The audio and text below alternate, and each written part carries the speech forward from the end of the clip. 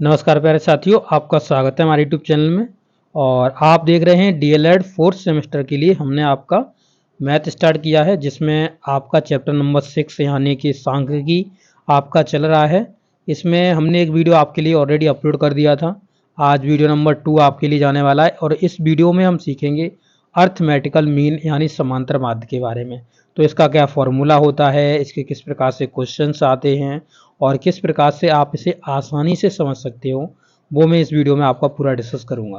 तो आपसे एक रिक्वेस्ट रहेगी, इस वीडियो को जरूर से लाइक कर दीजिए और अपने दोस्तों के साथ इसे शेयर कर दीजिए।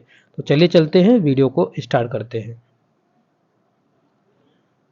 तो देखिए साथियों, आप देख सकते हो स्क्रीन पर आपका समांतर माध्य यानी अर्थमेटिकल मीन।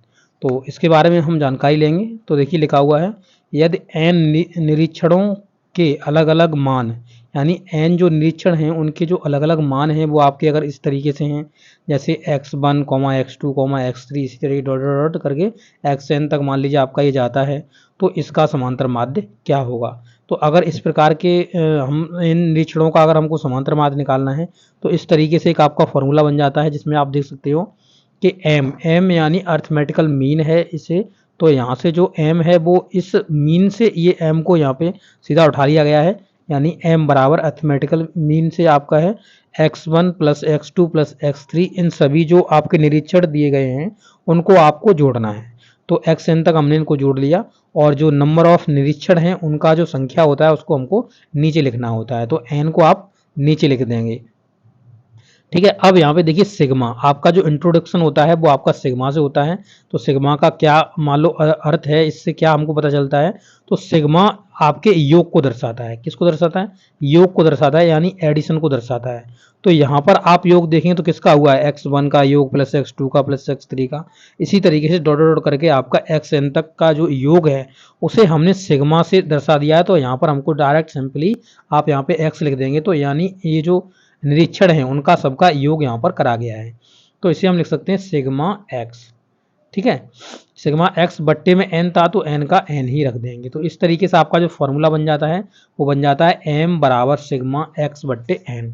जब हम x निरीक्षणों को हम जोड़ लेंगे, मतलब x1 x2 इस तरीके से हम इनको जोड़ेंगे, तब इस तरीके की जो प्रोसेस है उसको हम दोहराएंगे, ठीक है। अब यहाँ पे आप देखेंगे कि यहाँ पर सिग्मा एक्स समस्त n पदों का क्या है? योग है। तो समस्त जो n पद आपके x1 x2 x3 इस तरीके से प्लस प्लस करके आपके xn तक आए थे, तो सबका ये योग है, ये मैंने आपको बता दिया। फिर यदि n पदों का जो मान है वो आप देख सकते हो यहाँ पे x1, x2, x3 dot dot करके आपका xn तक ये गया है।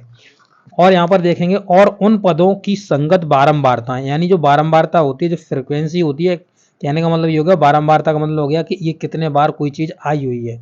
तो इनकी जो बारंबारता होती है उसे f1, f2, f3 इसे f से ही क्यों दर्शाते हैं? तो इसे फ्रिक्वेंसी बोलते हैं इंग्लिश में, इसलिए इसे हम f से दर्शाते हैं, ठीक है। तो xn तक है, तो इनका समांतर माध्य क्या होगा? तो अगर मान लीजिए कि ये आपकी फ्रिक्वेंसीज दी गई हैं, तो इनका जो समांतर माध्य क्या होगा? तो इनका क्या, इन दोनों का मल्टीपल कर देंगे। जैसे मान लीजिए यहाँ फ्रिक्वेंसी x1 है और तो यहाँ पर x मतलब यानी f1 है, तो x1 से इसका मल्टीपल कर देंगे। इस तरीके से आपको देखेंगे तो इन सभी का देख सकते हो यहाँ पे इस तरीके से, तो प्लस डॉट डॉट fn तक आपका fn xn तक ये चला जाएगा। तो यहाँ पे क्या करना होता है? सिंपली हमको इनका आपस में मल्टीपल करके इनको ऐड करते हुए जाना होता है। अगर आपकी ये फ्रिक्वेंसी दी है, जैसे मान लीजिए कोई नंबर है, जो नंबर मान लीजिए 3 है और 3 ये जो नंबर है वो 4 बार रिपीट हुआ है, तो 4 बार रिपीट हुआ है यानी 3 × 4 इस तरीके से लिखोगे प्लस करके। कोई मान लीजिए नंबर एक दिया है 5, वो 2 बार रिपीट हुआ है, तो यानी जो फ्रिक्वेंसी है उसकी 2 है और यहाँ पर जो x का मान निकलेगा वो आपका 5 दिया हुआ है, तो 5 × 2 रखोगे। तो ये आपको एग्जाम्पल के माध्यम से मैं आपको समझाऊंगा पूरे, तो आप टेंशन मत लीजिएगा।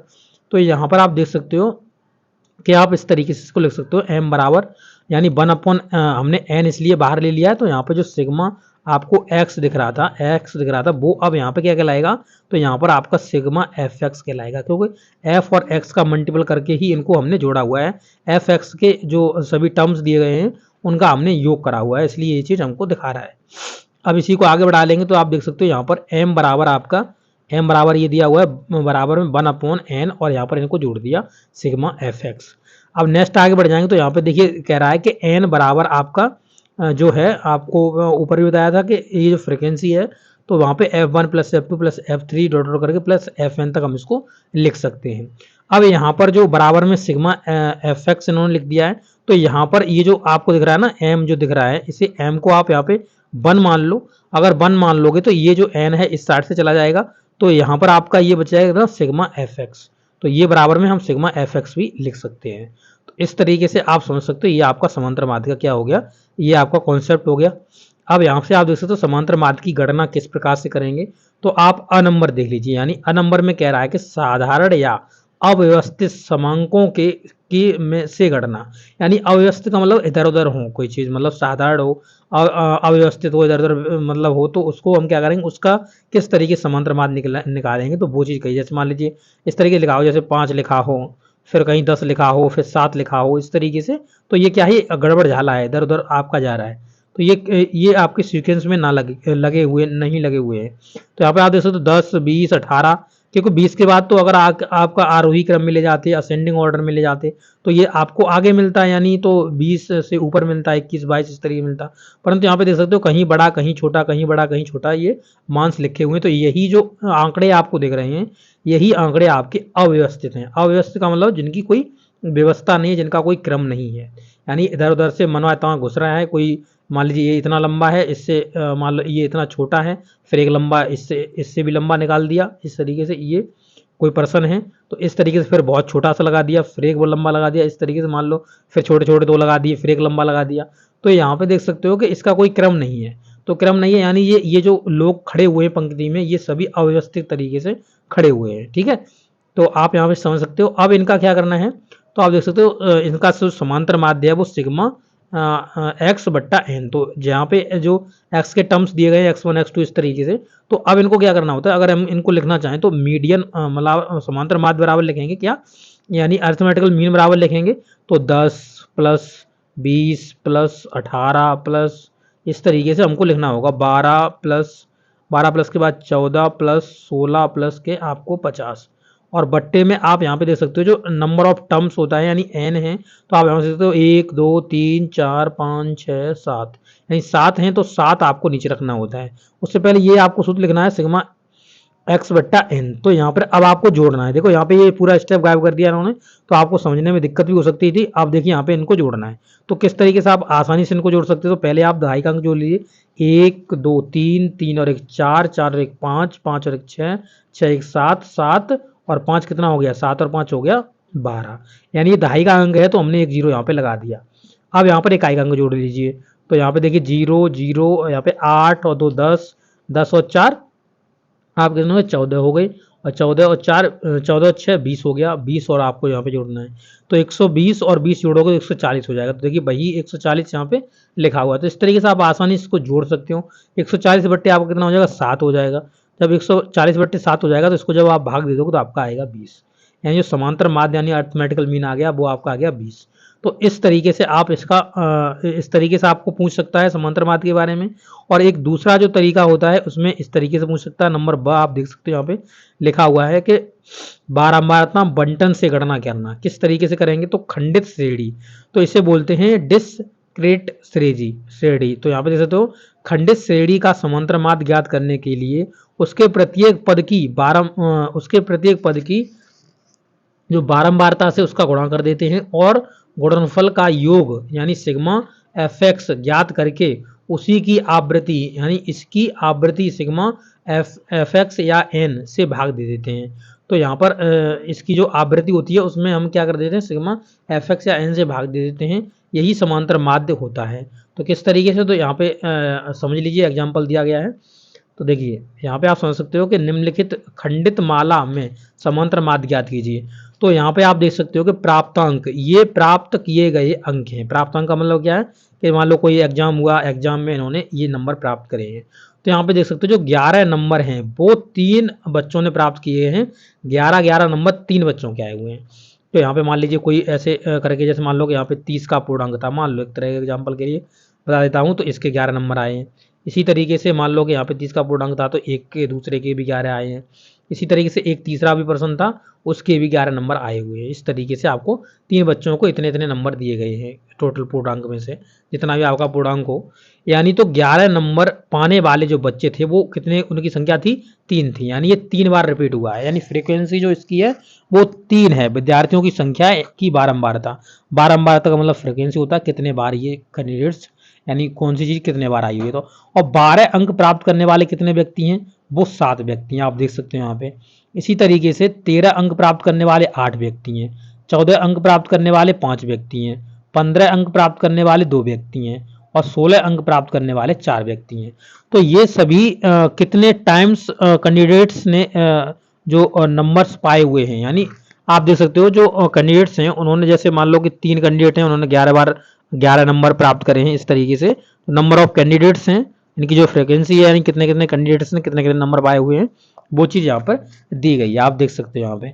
अब इनका हमको क्या करना है, इनका हमको समांतर माध्य ज्ञात करना है। तो अब यहाँ पे ये विद्यार्थी अब किस तरीके से करेंगे, तो इस तरीके से आप इसका सॉल्यूशन देख सकते हो। अब यहाँ पे देखिए, तो यहाँ पर प्राप्तांक यानी इसे हम x मान सकते हैं प्राप्तांक को, और यहाँ जो बारंबारता इसे फ्रीक्वेंसी हम कहते हैं। हमने आपको बताया कि विद्यार्थियों की संख्या या बारंबारता इसे फ्रीक्वेंसी बोलेंगे, और फ्रीक्वेंसी इसके बाद इन दोनों का मल्टीपल कर देंगे, यानी कि आपका यहाँ पे fx कर देंगे। तो अब ये मल्टीपल करने के बाद ये चीज़ आई हुई है, तो वही देख सकते हो यहाँ पे। आप जब 11 का मल्टीपल 3 में करोगे, 11 किया 33 हो गया, ठीक है। अब मल्टीपल करा गया 11 इंटू 3, तो ये कितना हो गया 33 हो गया, इस तरीके से 33 हो गया। इसी तरीके 12 का मल्टीपल 7 में करोगे तो 12 7 84 होता है, तो 84 आ गया। इसी बार 13 का मल्टीपल करोगे 8 में तो 13 104 होता है, तो आपका 104 आ गया, ठीक है। इस तरीके से इन्होंने सभी के क्या कर लिए, इन्होंने मल्टीपल कर लिए। तो ये सभी संख्या मल्टीपल कर कर ही आई हुई हैं, आप देख सकते हो क्रम से। इन सब का आप मल्टीपल करते जाइए, आपको ये संख्या मिलती जाएगी। तो वही संख्या इनके सामने हमको लिखनी है। अब क्या करना है, इसको हम जो आपको एफ एक्स दिख रहा है, इस सिग्मा आप एफ एक्स करिए, यानी इन सभी को जोड़िए। जोड़ के इनका जो योग आएगा वो आप देख सकते हो यहाँ पे 385 है। अब इसे आप आसानी से जोड़ सकते हो, कोई भी आपको टेंशन लेने की जरूरत नहीं है। तो इसमें आपको क्या करना है, तो पहले आप इसमें जो सैकड़े का अंक है, सैकड़े का अंक यहाँ पे देखोगे तो 1 है, तो 1 है, यानी इसे हम 100 लिख लेंगे प्लस। अब हम क्या करेंगे, अब हम 2.5 के अंक को लेंगे। तो यहाँ पे 3 देख सकते हो, थोड़ा मैं यहाँ पे छोटा करता चलूँ, देखिए 3 और 8 11 हो गया। 11 के बाद यहाँ 0 है तो कोई दिक्कत नहीं है, और 11 के बाद 7 हो गया, तो ये हो गया 18। 18 और 3 कितना हो गया, तो 18 3 हो गया 21। 21 के बाद 6 जोड़ दोगे 27 हो गया। तो 27 का यहाँ 27 रख दो और यहाँ पे एक 0 लगा दो, क्योंकि ये 2.5 के अंक का हम जोड़ रहे थे इसलिए। अब इकाई का अंक जोड़ लेते हैं, 3 और 4 7, 7 और 4 11, 11 0 0 कुछ नहीं करेगा, 11 हो गया। 11 और 4 कितना हो गया, तो ये हो गया आपका 15। अब इसे जोड़ सकते हो 100 और ये सॉरी ये आपका 27, हाँ ये हो गया। यहाँ पे आप अगर देखोगे तो ये 270 हो गया। 100 और 27 270 कितना हो गया, 300 हो गया। और 300 के बाद आपका ये जो है, यहाँ पे देख सकते हो आप 15, तो 370 और 15 385 हो जाएगा। तो वही यहाँ पे 385 आपका दिया हुआ है। तो इस तरीके से जोड़ सकते हो, आसानी से जुड़ जाएगा। एक सिंपल मेथड अपनाकर देखिए, 3 और 7 10, 10 और 8 18, 18 5 23, 23 और 2 आपके हो गए 25, 25 और 4 29, तो यहाँ पर आपका 29 आ गया। तो इस तरीके से सिग्मा एफ एक्स ये आ गया, और यहाँ पर जो सिग्मा एफ ये आ गया, सिग्मा एफ ये आ गया। तो सिग्मा एफ से सिग्मा एफ एक्स में डिवाइड कर दीजिए। तो इसी तरीके देख सकते हो आप, यहाँ पे इस तरीके से डिवाइड करना है आपको। तो एन बराबर यहाँ 29 है, तो सिग्मा एफ एक्स बराबर आपका 385 आ गया। 385 आ गया, सॉरी यहाँ पे एन से डिवाइड करना है, आपका नंबर ऑफ टर्म्स जो दिया गया है। तो यहाँ पर एन से आप डिवाइड कर दीजिए। एन से अगर आप डिवाइड करोगे 29 से, तो यह आ जाएगा आपका 13.276, तो ये आपका आंसर हो जाएगा। तो इस तरीके से आप इसके क्या कर सकते हो, इसके आंसर निकाल सकते हो इसका। अब यहाँ समांतर माध्य के गुण दोष दिए गए हैं, आप इनको पढ़ सकते हो। इसमें आपका मेरिट के बारे में कहा गया है, डीमेरिट के बारे में कहा गया है, अर्थमेटिकल मीन की बात करी गई। देखिए इसे दृढ़ परिभाषा से लिख सकते हैं, इसकी जो परिभाषा है उसे सही तरीके से हम लिख सकते हैं, दृढ़ता से लिख सकते हैं। इसकी गणना सब निरीक्षणों का प्रयोग करके की जाती है। तो यहाँ पे किसी भी नंबर को हम छोड़ नहीं सकते। जैसे मान लीजिए यहाँ पे कोई नंबर लिखा है 10 + 30 + 40, इस तरीके से आपका लिखा हुआ। तो किसी भी नंबर को हम यहाँ पे छोड़ के नहीं जा सकते हैं, तो सबको हमको गणना करना पड़ता है, सबको योग करना पड़ता है और नंबर ऑफ टर्म्स होते हैं उनका हमें नीचे से भाग देना होता है। अब यहाँ पे देख सकते हो उसका भाव मस्तिष्क में सरलता से अंकित हो जाता है, तो आसानी से आप समझ सकते हो इसको। नॉर्मली ये होता है, आप आसानी से आपका मस्तिष्क को ग्रहण कर लेता है। इसकी जो गणना है वो एकदम सरल है, कोई टेंशन नहीं है। जैसे मान लो यहाँ पे ही है 2, 3, 5, 7 इस तरीके से आपका लिखा हुआ है। तो नंबर ऑफ टर्म्स कितनी है, 4 हैं, तो 4 का भाग डिवाइड दे दोगे तो ये हो गया 5 और 5 कितना हो गया, ये 10, 10 और 7 कितना हो गया, 17 हो गया। 17 में 4 का डिवाइड दे दो तो आपका निकल जाए। तो आसानी से इसकी गणना हो जाती है, कोई टेंशन आपको लेने की जरूरत नहीं पड़ती है। अब यहाँ पे देखेंगे यह प्रायः प्रतिदर्शी के उच्चावचन से न्यूनतम प्रभावित होता है। तो आप देख सकते हो इसमें जो नंबर ऑफ टर्म्स मान लो बड़ा नंबर छोटा नंबर इनसे ज़्यादा इसका जो इम्पैक्ट पड़ता है इसके ऊपर, ठीक है। तो वो आपके बड़ा घटा सकते हैं, एकदम बहुत सारा अंतर डिपेंड डाल सकते हैं। यह अमूर्त गणती प्रकृति का नहीं है। अमूर्त का मतलब क्या होता है, जिसको हम छू नहीं सकते, जिसको हम टच नहीं कर सकते, वो चीज़ अमूर्त होती है। तो ये तो मूर्त है, इसमें तो सब नंबर दिखते हैं हमको, आसानी से हम इसको कर सकते हैं, ठीक है। इसी प्रकार से आप अगर देखेंगे आगे के लिए तो देखेंगे निरीक्षणों की संख्या से गुणा करने पर इसका योग मिल जाता है। तो सही बात है, जैसे अगर मीडियन निकाल रहे हैं तो मीडियन में आप देख सकते हो कि यहाँ पे जो आपका ऊपर दिखता है, जैसे मान लो कोई संख्या दी गई है जैसे x1 plus x2 plus x3, इस तरीके से आपका 3 नंबर दिए गए हैं और यहाँ पर नंबर ऑफ टर्म्स दिया गया है। तो ये कह रहा है अगर नंबर ऑफ टर्म्स का मीडियन में हम मीन में अगर मान लो हम इसमें मल्टीपल कर देते हैं तो हमको क्या मिल जाता है, योग मिल जाता है। तो इनका योग नहीं मिल जाएगा, यही तो योग है, योग इन दोनों का मल्टीपल कर देंगे तो योग मिल जाएगा। तो यही बात यहाँ पे ये कह रहा है। आगे देखेंगे तो ये कह रहा है कि यह तुलना के लिए बहुत ही उपयुक्त है। किसी की भी आप तुलना कर सकते हो, किसी में तुलना कर सकते हो, इसमें कोई दिक्कत नहीं है, तुलना कर देते हैं। तो इस तरीके से तुलना के लिए भी आपका बहुत ही ये यूजफुल होता है। इस पर बीजगणित का प्रयोग सरलता से किया जा सकता है। तो आप बीजगणित में आप देख सकते हैं यहाँ पे x1 x2 इस तरीके से हम मार रहे हैं, तो इसमें ये सब जो टर्म्स आती हैं वो आपकी बीजगणित की होती हैं, ठीक है। तो ये सभी कैसी होती हैं, टर्म्स आपकी बीजगणित की होती हैं। जितने भी हम ABCD के नंबर्स यूज करते हैं वो सभी बीजगणित के अंतर्गत ही आते हैं। अब यहाँ पे आप दोष देख सकते हो, इसके दोष क्या हैं, इसके डिमेरिट्स क्या हैं। तो यह बाह्यतम पदों से अधिक प्रभावित होता है, जैसे कि यदि हम किसी फैक्ट्री के कर्मचारियों के वेतन का जो समांतर माध्य से ज्ञात करें तो बड़े बड़े एक दो अधिकारियों का वेतन मध्य में ऊंचा उठा देगा और उन्हें अन्य मजदूरों को वेतन से अधिक होगा। तो यहाँ पे देख सकते हो कि जैसे मान लो किसी को मिल रहे हैं मान लो 50 रुपए और जो मजदूर हैं नेक्स्ट मजदूर उनको 5 मिल रहे हैं, किसी को 6 मिल रहे हैं, इस तरीके से मिल रहे हैं। और मान लीजिए एक को 100 रुपए मिल रहे हैं। तो इस तरीके से मान लो कि ये मजदूरों के नंबर होंगे और यहाँ पर ये अधिकारियों के या किसी के भी जो आपके जो मैनेजर हैं उनके अधिकारी मान लीजिए, इसके जो अधिकारी हैं उनके ये नंबर्स हैं। तो ये जो नंबर क्या होते हैं, इतनी इनमें पावर होती है कि ये नंबरों को ऊपर नीचे बहुत ज़्यादा उठा बढ़ा सकते हैं। तो वही चीज़ ये कह रहा है कि इसमें इसका ये क्या होता है, डिमेरिट होती है, इसकी माध्य को ऊंचा उठा देते हैं, ठीक है। तो यहाँ पे देखेंगे यह केवल देखने मात्र से ही ज्ञात नहीं हो सकता। आप यहाँ पे देख लो, देखने के बाद आपको लगे कि हाँ चलो ये 10 है, 50 इस तरीके से आपका, फिर 54 इस तरीके से, फिर आपका 342 इस तरीके से आपका लिखा हो, तो आप इसे देखने से ही सॉल्व नहीं कर सकते हो, इसमें आपको थोड़ा कैलकुलेशन करना पड़ता है, ठीक है। अब यहाँ पे देखेंगे नंबर 3, तो यह लिखा हुआ है यदि किसी श्रेणी के बाह्य पद न हो तो समांतर माध्य शुद्ध रूप से ज्ञात नहीं किया जा सकता। विवृति वर्ग वाले बंटन के लिए भी यह उपयुक्त नहीं है।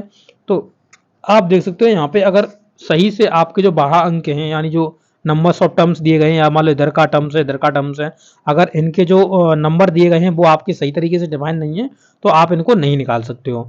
देखिए इसका प्रयोग गुणात्मक अध्ययन में नहीं किया जा सकता है, तो इसे गुणात्मक यानी मल्टीपल के रूप में इसे नहीं लिया जा सकता है। अब यहाँ पे देख सकते हो इसका मान आपका आलेख द्वारा ज्ञात नहीं किया जा सकता है। तो इसे हम आलेख के जरिए से हम इसको ज्ञात नहीं कर सकते हैं, तो यही बात कह रहा है। तो आप इसको जब इसके बहुत सारे एग्जाम्पल्स भी आएंगे तो मैं और बढ़िया से आपको एक्सप्लेन करूंगा, ताकि आप वहाँ पर आपका जो कन्फ्यूजन होगा वहाँ पर सब कुछ क्लियर हो जाएगा, अगर कुछ भी रह गया है तो। इसके बाद हम अगले वीडियो में मीडियन के बारे में बात करेंगे, इसके कॉन्सेप्ट सीखेंगे। तो ये वीडियो आपको कैसा लगा है, अच्छा लगा तो अपने दोस्तों के साथ जरूर शेयर करिएगा। मिलेंगे नेक्स्ट वीडियो में। Okay, thank you.